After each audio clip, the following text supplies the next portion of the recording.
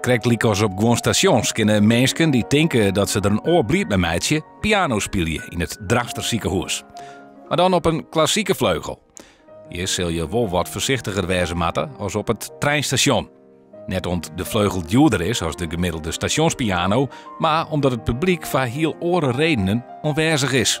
Sommige mensen die inderdaad psychiatrisch zijn en ze jaren loerde muziek, dan kan het wezen dat ze inderdaad weggesponnen worden.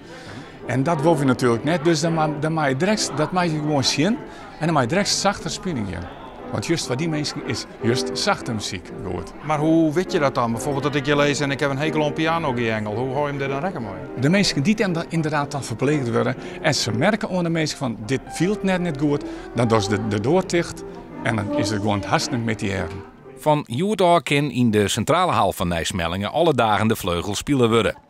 Reden voor een feestje met Iris Kroes en haar verste componist Reinoud Dauma.